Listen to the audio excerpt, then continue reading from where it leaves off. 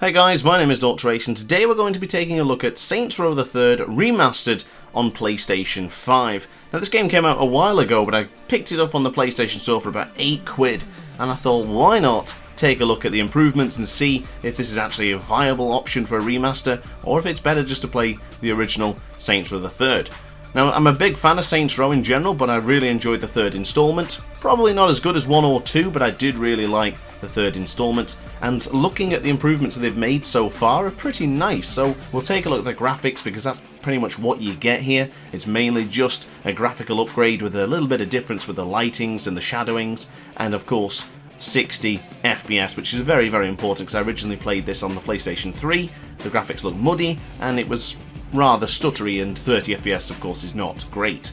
So let's take a look at the presentation of Saints Row the 3rd Remastered, with enhanced graphics, improved lighting and just different environments in general, like a little bit reworked. I noticed a few areas that looked like they had a little bit more detail than what I originally remembered, and with a few additional visual effects the game looked quite stunning, to be quite honest with you. Now I'm not going to tell you it's the best looking game in the world, but with certain angles and certain lighting, it does feel really, really nice. Very genuine in some areas actually. Even some of the god rays that shine through some of the windows, for example, looked genuinely very impressive. The positive impact is from the lighting, even from as small as the torch on the shotgun.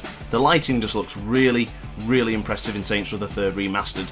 I did find myself quite often just going around, driving, walking, shooting, whatever it may be, and just taking a look at the environment. Saints Row the 3rd was never a really graphically impressive game, and it was never filled with like mad details or world, but I like it. It's got a good improvement that makes it feel more lived in.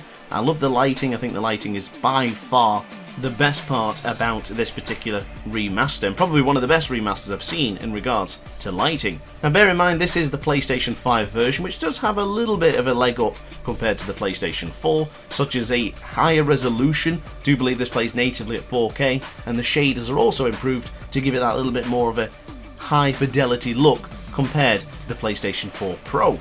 Now don't get me wrong, this is a good remaster, the lighting looks fantastic as mentioned many times, but it does have a few minor flaws. I did find that some of the character models looked a little bit odd.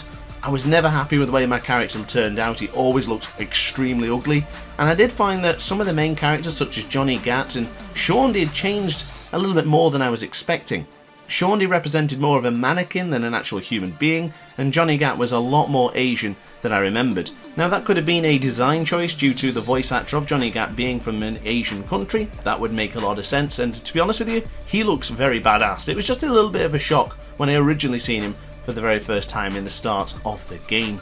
So let's conclude with the gameplay before we end this particular video. Gotta say, very impressed with the locked, solid 60 FPS. As far as I'm concerned, that is a requirement for modern games in 2022.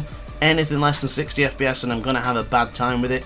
So I'm very pleased to say Volition did a fantastic job in maintaining a solid 60 FPS frame rate throughout the duration of my time with Saints Row. Now don't get me wrong, things can get extremely chaotic in Saints Row. Things can be exploding, tanks can be crushing things, there could be fires, there could be gunshots. The game still stayed at a solid 60 FPS, and for that I am very, very grateful. But as far as PS5 feature goes, or PS5 exclusive feature goes, there is only a very small amount for the DualSense controller.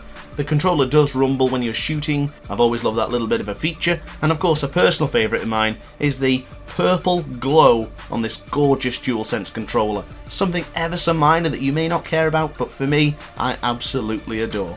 Final thing to mention, if you're a trophy hunter, the PS4 versions of PS5 do not stack, so I believe you can get the double platinum, and I think you may be able to actually just take all of your trophies from the PS4 version, upload the save to the PS5, and I think it'll just pop them all. Not entirely sure, don't quote me on that, it's not something I tend to do. I'd rather get all the trophies myself again, but something to mention if you're a trophy hunter. But upon that note guys, that is going to be it from me. I really hope you enjoyed the video. If you did, let me know in the comment section down below. If you really enjoyed the video, hit the like button and consider subscribing as well, and I will see you in the next video. Thanks for watching guys, and ciao for now. Oh hi, didn't quite see you there. Good to see you're still here. If this video didn't quite set your appetite, then why not watch some more DrAce content by clicking the video shown on screen now. Furthermore, if you would like to follow me on social media, you can do so now with the links down in the description. Consider subscribing so you don't miss a single DrAce video.